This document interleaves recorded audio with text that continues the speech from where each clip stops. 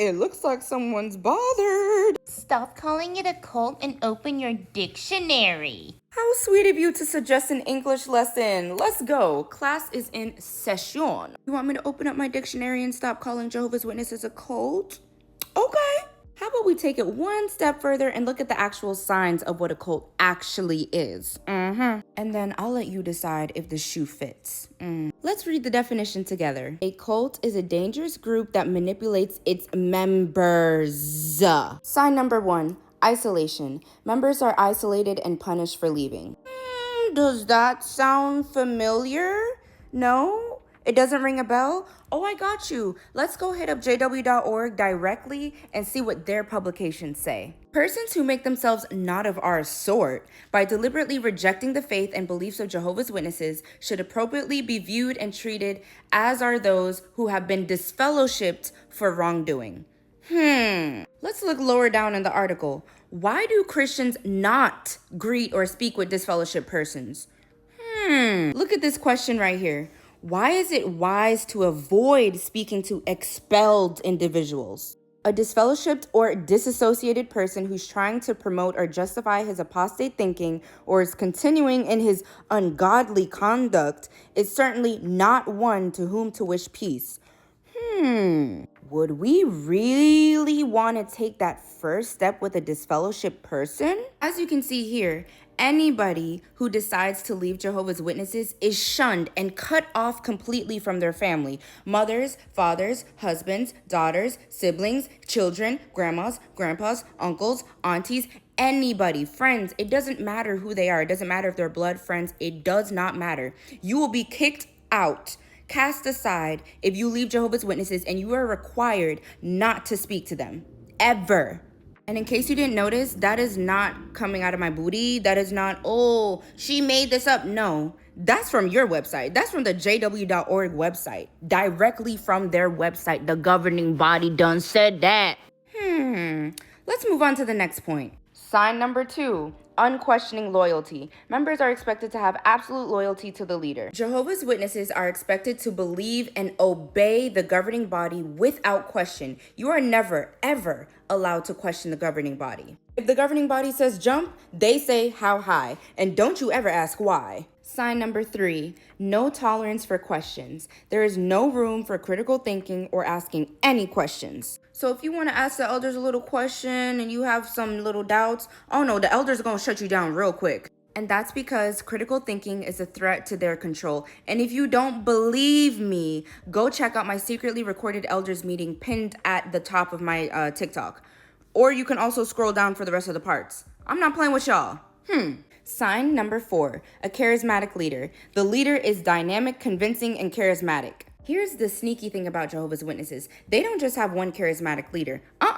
These hood rats right here, yeah, this is the cult leaders. These people right here are the cult leaders. These are who Jehovah's Witnesses look up to. These are the people that say, oh yes, we have new light. God tells us everything.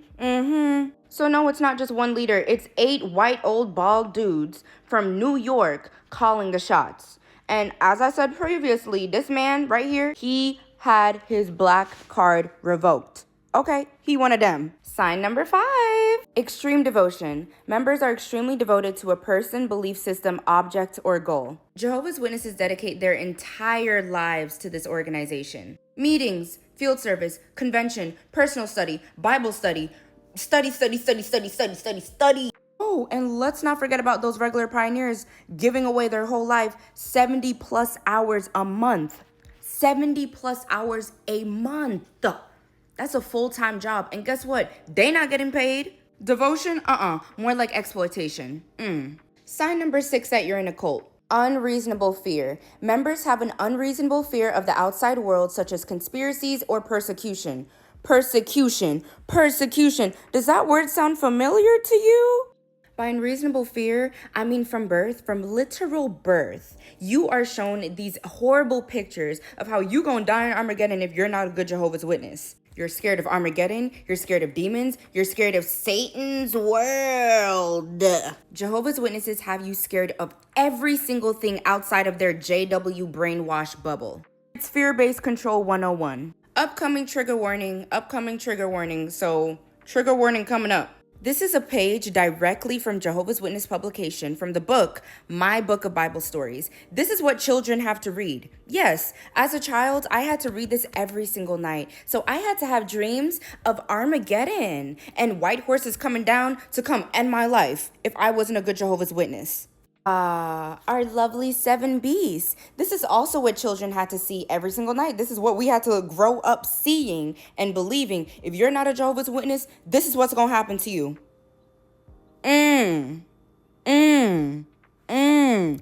Fear. The reason why they use these images is so they can control members and put fear in them so they are afraid to leave at any time and they have fear that they gon' if they leave. Sign number 7, Jehovah's Witnesses is a cult. No financial disclosure. The group doesn't provide a legitimate financial statement. I'm not talking about those little statements that they make every single month to the congregation at meeting. Oh, brothers, this is how much you donated to us this week. Please donate more. But do Jehovah's Witnesses know where those donations go? Nope. But Jehovah's Witnesses are still expected to give even if they broke. And even children, they are required, even if you want to go, as a child, you want to spend your money on your ice cream, you want to go get some, no, you need to use your ice cream money to go spend that on Jehovah's Witnesses. That is a whole story. That is a video that they showed to kids on Caleb and Sophia. Yo, that's another video. But just know, even children are expected to give their money to Jehovah's Witnesses. If you want to try me on that, I can provide the evidence. Okay?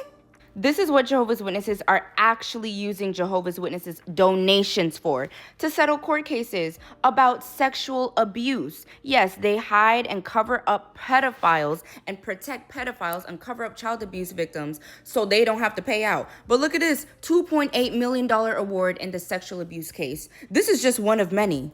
This right here is just one of many court cases that they have protecting pedophiles and not protecting children. You can go read about it if you want. Sign number 8, loaded language. The group uses pretentious terms to sound smarter or holier. For example, worldly, apostate, the truth, kingdom hall, the friends, brothers and sisters, inactive, spiritually weak, bad association, sheep. Oh, Lord, the list goes on and on and on. The JW lingo is simply just to control their members, manipulate them, and make them feel like they're special in one special family and they're no part of the world. Nah, it's all about manipulation. Sign number 9, expensive. The group may be expensive or it may cost time and relationships. I already know what you're going to be saying. Oh, you don't have to pay to be a Jehovah's Witness. The hell? Yes, you do. Maybe not with money, although they do always want your money for donations and begging for that money to pay off them court cases.